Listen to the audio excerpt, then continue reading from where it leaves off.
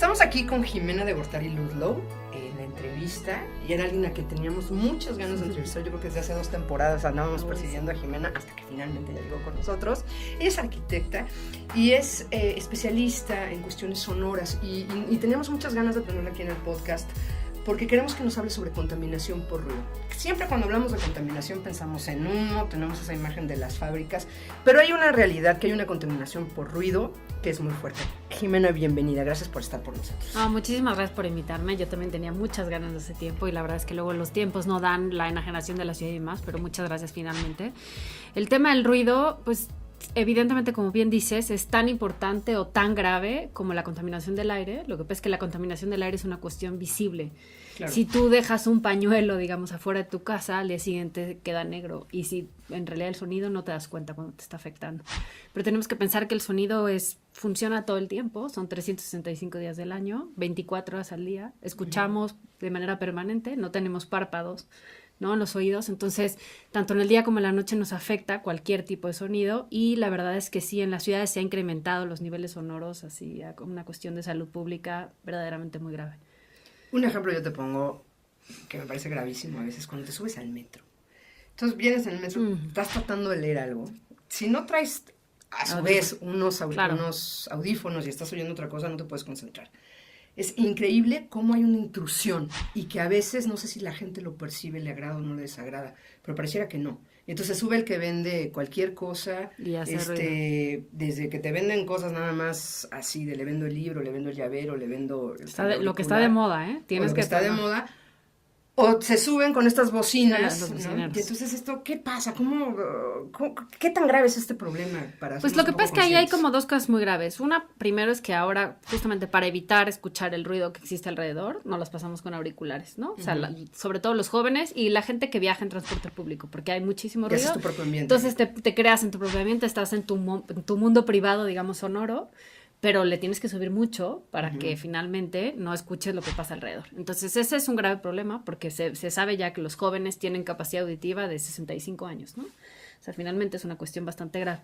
Y la otra es evidentemente esto de la gente que no respeta al otro, que es entre falta de ciudadanía y falta de civismo, pero también de desconocimiento de causa. O sea, yo sí creo que, y lo platico mucho con otros colegas y con gente que trabaja en el gobierno, hay un desconocimiento de lo que ocasiona el ruido en la salud. Entonces, en general, bueno, pues yo tengo derecho, y le pongo más fuerte porque pues estoy compitiendo con el de al lado y estoy vendiendo mi producto, ¿no? Estos que se suben con las bocinas finalmente tienen la bocina siempre atrás, entonces a ellos no les afectan, o traen ellos su propia música, entonces da igual.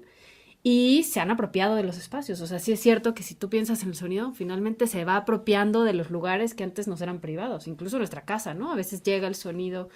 Pero yo también creo que tiene mucho que ver con educación. O sea, si la gente no sabe que es un problema de salud, que al otro le afecta, pues no. Como el cigarro. El cigarro conseguimos que no se fumara en interiores, ¿no?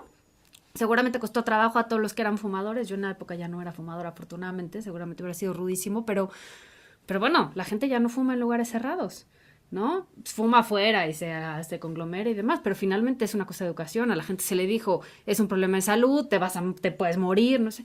Y digo, evidentemente con el tema del sonido, la contaminación por ruido, no te mueres, pero sí te quedas que sordo. Imagínate perder un... Pero ni siquiera solo te quedas sordo. O sea, hay, afectaciones en la salud que son imperceptibles. O sea, a nivel cardíaco puedes tener muchísimos problemas, piensa solamente en el estrés que te ocasiona, el problema de tener ruido en la noche que no te deja dormir, entonces al día siguiente no funcionas, o sea, ¿no? O sea, no dormir es una afectación directa a la salud y a tu rendimiento en el día siguiente. Se sabe ahora y están investigando, por ejemplo, que tiene que ver con temas de cortisol, y entonces también puede estar relacionado con incluso temas de diabetes y obesidad en un país como el nuestro, que tiene problemas de obesidad, ¿no? Aparte de todo. Entonces, o sea, se sabe finalmente que lo que pasa es que tú no vas al médico y le dices, híjole, tengo un problema cardíaco, y probablemente sea porque vivo arriba de un bar o al lado de un tianguis en donde permanentemente está el sonido. Entonces, en realidad siempre está relacionado con otra cosa, nunca lo relacionas en realidad con... Por eso te digo que creo que es un tema de educación. O sea, finalmente el sonido... Y dijiste algo fundamental, de civilidad. O sea, ¿yo por qué voy a invadir el otro? Esto pasa en las oficinas también. De repente tienes al compañero en la oficina que trae su música, ¿no? Y le sube y se le olvida que están los demás, además de que está en un espacio público donde no debería de suceder. ¿Estamos cayendo quizás en un exceso de normatividad en esto? Porque ya hay normatividad sobre el tema. Yo creo que hay mucha normatividad. Yo creo que México, digo, no conozco de todos los elementos, pero finalmente yo soy arquitecto, entonces a nivel normativo, constructivo y demás, hay bastantes ya reglamentos. A nivel leyes creo que también. El gran problema es que no están bajadas, digamos, a nivel del ciudadano, no sabemos. En términos constructivos, uno de los grandes problemas que hay es sí, tenemos leyes que están contra el ruido, pero no tenemos un reglamento de construcciones que vaya acorde. Entonces seguimos teniendo escuelas en donde hoy es el salón de al lado, porque, bueno, pues pone las bocinas porque tiene que poner un tema de música o algún video o lo que sea, pero también en las oficinas, ¿no? O sea, en las oficinas pues en realidad tampoco tenemos una cuestión como de costumbre de construir con aislantes y demás. Entonces... Además es caro. Es muy caro, pero bueno, o sea, se consigue hacer. O sea, yo creo que va una cosa de la mano. Pero si no sabemos que ese es un problema... O sea, hasta que no reconozcamos que realmente es un problema, y es un problema de salud pública, o sea, eso es una de las cosas que insisto, es un problema de salud pública y no se puede combatir un problema de salud pública si no hay educación. ¿Cómo lo tendríamos que trabajar en las aulas, por ejemplo? Hay que darle recomendadores a nuestros educadores que nos escuchan.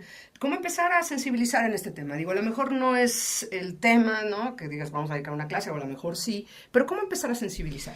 Pues mira, yo tengo, digamos, un par de experiencias con educadores, más bien con los niños más que con los educadores propiamente. Los niños son muy sensibles al tema del sonido. O sea, si yo tengo una hija menor, digamos, y es en exceso sensible por mi culpa, probablemente por el tema del ruido, ¿no? Pero los educadores o sea, finalmente una manera de enseñarles es que ellos no griten. O sea, creo que es una cosa que pasa mucho en las escuelas, o sea, y nos pasa a todos. Yo también soy educadora y a veces uno pierde la paciencia, pero si uno empieza a bajar la voz, los niños van a poner más atención, porque finalmente, o sea, no tienes este ruido de fondo, ¿no? Entonces, tienen que poner atención porque si no, pierden la mitad de la clase. Entonces, creo que esa es una manera, o sea, estamos acostumbrados como educadores a alzar mucho la voz, porque si no sentimos que no nos ponen atención. Luego nos duele la garganta, nos puede doler la cabeza, más allá de los problemas auditivos que podemos tener. Entonces, creo que en ese sentido hay que empezar a disminuir los propios niveles sonoros que nosotros ejercemos sobre nuestra voz, ¿no? O sea, sobre la comunicación. Eso para empezar. Segundo, ojalá se pueda, yo sé que es difícil, pero luego tenemos herramientas muy obsoletas de transmisión de sonido, o sea, grabadoras que están ya las pobres, antiguísimas, los videos que están mal grabados, entonces ese tipo de cosas.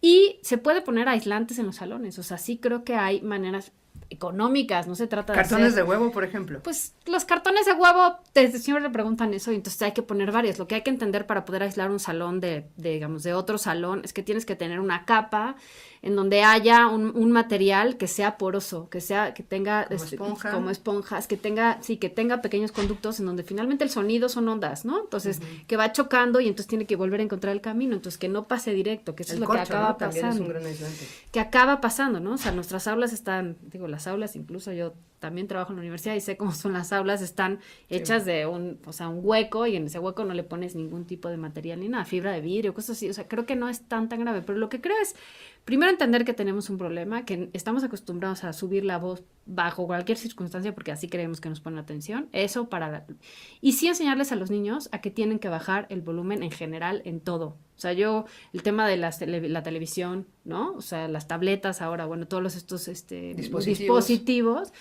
están acostumbradas a que tengan muchísimo volumen. Los juguetes, ¿no? O sea, todos los juguetes de niños, casi todos tienen una cosa, empiezan agudísimos, ¿no? Entonces, creo que eso es cuestión simplemente de entender que es un problema y que no estamos contribuyendo. En un problema, ¿no? No es un problema hasta el momento donde no estamos respetando el nivel, ahora sí que el nivel de los decibeles. Sí. ¿No? Pues Jimena, nosotros te agradecemos muchísimo que hayas estado con nosotros. Yo creo que esta información será muy importante para quien amablemente nos ve o nos escucha y sobre todo seguir abonando en estos temas que casi nadie los toca. Como dices tú, la contaminación por ruido no es tan visible como la contaminación por aire o en el agua, ¿no? Que es mucho más, más palpable para nosotros. Pero sí existe el riesgo y no debemos de quitar la mirada ahí, de que puedes perder el sentido del oído, de la escucha, si no ponemos atención y sobre todo, si no somos más civilizados en esto, hacemos más difícil la vida y la convivencia en general, no solamente en las ciudades, también en lugares que no son tan ruidosos por naturaleza, esto de estarle subiendo a muchos decibeles, cada vez te venden aparatos, el mercado te vende aparatos más estruendosos, potentes, sí. porque parece que nos estamos quedando sin la escucha, ¿no? Sí, y tener conciencia que la escucha de verdad es un medio muy importante, ¿eh? O No, sea, perderlo sería terrible. o sea, finalmente una cuestión, es una cuestión social, o sea, la interacción con la gente es a través de la comunicación. El gran problema, o sea, esta discapacidad finalmente de los sordos es una cosa muy, muy grave, y creo que tiene muchos más problemas de integración social que incluso un ciego o alguien que tiene alguna otra discapacidad. O sea, finalmente sí debemos empezar a, pues, contribuir a disminuir estos niveles sonoros. Pues muchas gracias, Jimena, Gracias a por ustedes. darnos este Muchas tema. gracias. No dejen de vernos.